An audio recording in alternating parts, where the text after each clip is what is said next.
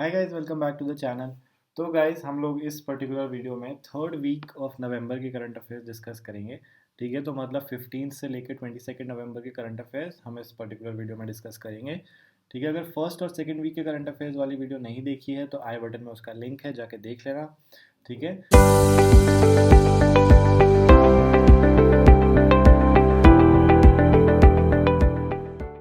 तो स्टार्ट करते हैं नेशनल न्यूज़ से। तमिलनाडु ने नोटिफाई करा है Kaveri south wild life sanctuary as it's 17th wild life sanctuary. ठीक है, 686.406 स्क्वायर किलोमीटर का इसका एरिया होगा of reserve forest in Anchetty, Urigam and Javalagiri ranges of the Hosur forest division that comprises forest stretches of Krishnagiri and Dharmapuri districts as the Kaveri south wild life sanctuary. ठीक है, ये 17th wild life century होगी तमिलनाडु के अंदर। ठीक है, इसको नोटिफाई अब किस एक्ट के अंदर किया गया है, तो इसको नोटिफाई किया गया है as per section 26A(1)(b of the wild life protection act 1972। ठीक है, ये जो डिक्लेरेशन है it is an outcome of a draft notification proposal by the principal chief conservator of forest and the chief wild life warden. ठीक है, आगे चलते भाई, इंडिया ने कंडक्ट करी है third and major coastal defence exercise sea vigil. ठीक है, इसका एडिशन कौन सा था? थर्ड एडिशन था, ये ध्यान रख लेना। ठीक है, of the largest pan India coastal defence exercise sea vigil 22 was undertaken along the entire 7516 kilometre coast line and exclusive economic zone of India from 15 to 16 नवंबर। ठीक है, डेट याद रखने की जरूरत नहीं है। ठीक है, अभी जो एक्सरसाइज है इसको कंडक्ट किया गया था by the Indian navy in coordination with the Indian coast guard and other ministries entrusted with the task of maritime activities. ठीक है, इसके अलावा इसमें कोस्टल स्टेट्स, यूनियन टेरिटरीज भी इन्वॉल्व थी। ठीक है, and other maritime stake holders भी इन्वॉल्व थे इसमें, जैसे कि फिशिंग और कोस्टल कम्युनिटीज़। ठीक है, आगे चलते हैं भाई, केरला गवर्नमेंट और IH2A ने पार्टनर किया है to set up Kochi green hydrogen hub in Kochi. ठीक है, government of Kerala and India hydrogen alliance partner to build the Kochi green hydrogen hub, a large scale green hydrogen hub with multiple use cases in Kochi, Kerala. ठीक है, ये जो hub होगा ये अपने हिसाब का एक पहला इनिशिएटिव है इंडिया में। It is the first of its kind initiative in India in its current form and scale. ठीक है, इसकी पोटेंशियल कैपिटल एक्सपेंडिचर होने वाली है $575 million। ठीक है, इस प्रपोजल में एनविसाज किया गया है building 60 ton per day green hydrogen plant with 150 megawatt electrolyser storage and infrastructure which could achieve gigawatt scale and build the hydrogen economy in Kerala. ठीक है, आगे चलते भाई, तमिलनाडु ने इंट्रोड्यूस किया है India first elephant death audit framework. ठीक है, Tamil Nadu elephant death audit framework, इसको स्टार्ट किया है तमिलनाडु ने and it has become the first state in India to do so. ठीक है, to record the reasons of elephant deaths for improved accountability. ठीक है, MK स्टालिन जो हैं, जो कि चीफ मिनिस्टर हैं तमिलनाडु के, उन्होंने रिलीज़ करा है framework during the state board for wild life meeting, जिसको कंडक्ट किया गया था after a gap of 4 years। ठीक है, आखिरी मीटिंग जो हुई थी ऐसी वो हुई थी दिसंबर 2018 में, उसके बाद जाके आज हुई है, अब हुई है 2022 में। ठीक है, आगे चलते भाई, union finance minister Nirmala Sitharaman ने चेयर करी है fifth meeting of NIIF governing council.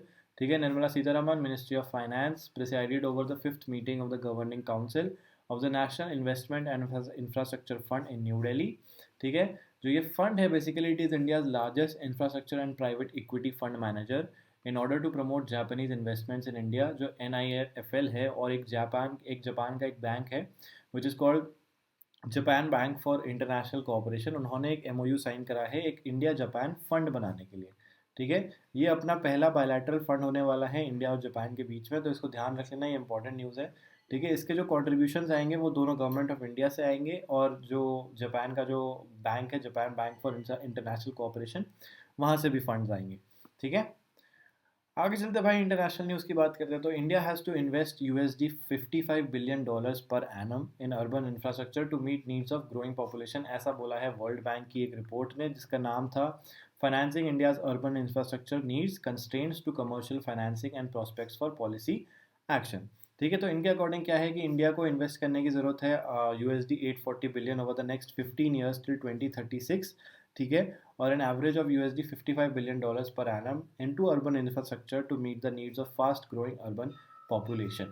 ठीक है, अभी जो $840 बिलियन होंगे in the next 15 years is equivalent to 1.18% of the estimated GDP over this period. ठीक है, इंडिया का जो भी GDP होगा इस पीरियड में, उसका 1.18% होने वाला है ये तुम्हारा $840 बिलियन।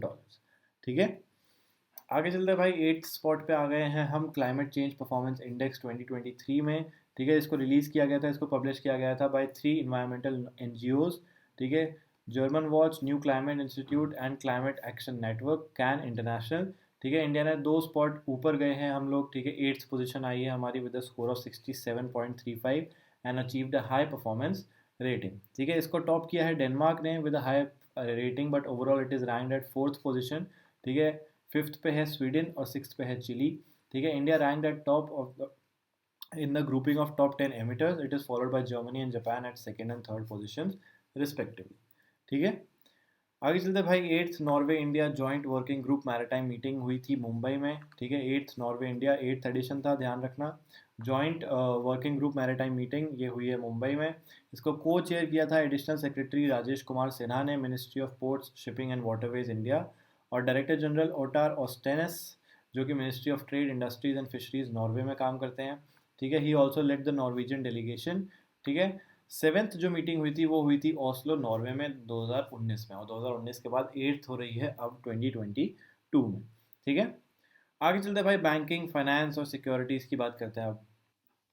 तो गाइस, बैंकिंग न्यूज़ में सबसे पहले बात करते हैं आईबीए के बारे में। तो आईबीए की ईज रिफॉर्म्स इंडेक्स आया है for Q1 of the financial year 23, जिसमें एसबीआई ने टॉप करा है ओवरऑल रैंकिंग्स में। ठीक है, इंडियन बैंक्स एसोसिएशन की एक रिपोर्ट आई थी जिसका टाइटल था EASE reforms index for the first quarter of financial year 23। 10th नवंबर को रिपोर्ट रिलीज हुई थी। ठीक है, इसमें S B I was adjudged as the best bank in adopting reforms prescribe for the public sector banks. ठीक है, S B I के बाद आता है सेकेंड नंबर पे यूनियन बैंक ऑफ इंडिया, और बैंक ऑफ बड़ौदा आता है थर्ड नंबर पे। ठीक है, एस बी आई ने टॉप करा है ease reforms index and ranking of 12 P S Bs on an overall basis in June 2022। ठीक है, ईज का मतलब होता है enhanced access and service excellence. ठीक है, आगे चलते भाई, H D F C capital ने सिलेक्ट करा है 10 स्टार्टअप्स को for funding during second HEART summit in Mumbai. ठीक है, second H D F C capital HEART summit हुई थी मुंबई में। हार्ट का फुल फॉर्म है housing and affordable real estate and technology. ठीक है, इस समिट में H D F C capital ने 10 स्टार्टअप्स को फंडिंग देने का डिसीजन लिया है। ठीक है, support out of which 4 were focused on construction tech and 3 each in sustainability tech and sales and fintech. ठीक है, H D F C capital जो है एक सब्सिडियरी है of housing development finance corporation H D F C limited, dealing in real estate private equity. ठीक है, आगे चलते भाई, अवार्ड्स और ऑनर्स की बात करते हैं अब। तो वेंकट रमन रामकृष्णन को अवार्ड मिला है यूके का रॉयल ऑर्डर ऑफ मेरिट। ठीक है, ये इनको नोबेल प्राइज भी मिल चुका है, ये इंडियन बॉर्न नोबेल लॉरेट हैं। ठीक है, वेंकट रमन रामकृष्णन प्रोफेसर हैं, ये has been awarded as the UK royal order of merit by Britain's king Charles this third in recognition of his distinguished service to science. ठीक है, वेंकट रमन रामकृष्णन एक UK based molecular biologist है, is one of the 6 appointments made to the historic order by Queen Elizabeth II before her demise in September 2022. ठीक है, these are the first appointments made since King Charles III became sovereign of the order. ठीक है, आगे चलते हैं भाई, tennis की बात करते हैं। तो स्विट्जरलैंड ने जीत लिया है Billie Jean King cup for the first time. Switzerland की जो विमेंस टीम है उन्होंने उन्होंने जीता है Billie Jean King cup for the first time by defeating Australia 2-0 at the 2022 Billie Jean King cup, जो कि ग्लासगो में खेला जा रहा था स्कॉटलैंड में। ठीक है, 59th एडिशन था ये, ध्यान रखना, of international women's team tennis tournament was held from 8th to 13th November in Emirates arena, Glasgow, Scotland. ठीक है, आगे चलते भाई, अंकित गुप्ता एंड कनव करिया दो इंडियन ओरिजिन एंटरप्रेन्योर्स हैं ऑन फॉर्च्यून्स 40 अंडर 40 लिस्ट। ठीक है, अंकित गुप्ता जिनकी एज है 35, फाउंडर एंड सीईओ हैं बाइसाइकिल हेल्थ के, और कनव करिया जो है जिनकी एज है 26, who is the president of Jump Crypto. 2 Indian origin entrepreneurs हैं ये, who have been featured in the Fortune's on annual 40 under 40 list in 2022। ठीक है, इसमें इन्फ्लुएंशियल इंडिविजुअल्स की लिस्ट होती है ये, who are shaping business in the year 2022।